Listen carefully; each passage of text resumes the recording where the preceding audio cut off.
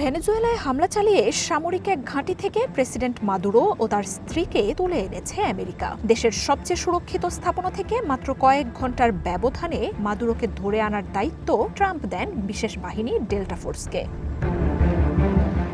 ১৯৭৭ সালে প্রথমবার গঠিত হয় বিশেষ বাহিনী ডেল্টা ফোর্স। নর্থ ক্যারোলাইনার ফোর্ট ব্র্যাগে দলটির মূল ঘাঁটি। আমেরিকার সামরিক বাহিনীর সবচেয়ে এলিট ও গোপনীয় দলগুলোর মধ্যে অন্যতম এই ডেল্টা ফোর্স। ইউএস আর্মির স্পেশাল অপারেশনস কমান্ডের অধীনে পরিচালিত হয় বিশেষ এই বাহিনী। নিজেদের কাজ সম্পর্কে ব্রিফ করে দেশটির জয়েন্ট স্পেশাল অপারেশনস কমান্ডকে।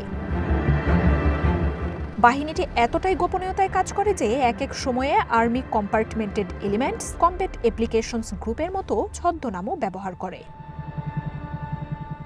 গুরুতর ঝুঁকি ও বিশেষ গুরুত্বপূর্ণ কাজগুলোর জন্য বিশেষভাবে তৈরি হয় এই বাহিনী। কাউন্টার টেরোরিজম অপারেশনস, জিম্মি উদ্ধার, সন্ত্রাসীদের ধরতে হুমকি মোকাবিলার মতো দায়িত্ব পালন করে বাহিনীর সদস্যরা। হাই প্রোফাইল ব্যক্তিদের নিরাপত্তা, অপ্রচলিত পদ্ধতির যুদ্ধসহ স্নাইপিং, কমব্যাট ফাইট, বিস্ফোরক, গোপনে অনুপ্রবেশ কৌশলে দক্ষ করে তোলা হয় সেনাদের। এয়ারক্রাফট জাহাজ সহ সব ধরনের সামরিক বেসামরিক যান চালাতে পারে ডেল্টা ফোর্সের সেনারা। 4টি মেইন স্কোয়াড্রনে বিভক্ত ডেল্টা ফোর্সের গোয়েন্দা তথ্য সংগ্রহ, স্নাইপিং মিশন, সরাসরি অভিযান, লক্ষ্যবস্তুতে আঘাতের জন্য আলাদা ইউনিটও রয়েছে। ডেল্টা ফোর্সের বেশিরভাগ অপারেশনই অত্যন্ত গোপনীয়। এর খুব কম সংখ্যক অভিযানের তথ্য জনসম্মুখে আসে। এগুলোর মধ্যে operation Prime Chance, hunt for bin Laden, Baghdad air strike, Iraq hostage rescue, operation Gothic Serpent, Somalia, operation Urgent Fury, Grenada ছাড়াও আরও রয়েছে operation for Abu Bakr al বাগদাদির মতো গুরুত্বপূর্ণ সামরিক অভিযান।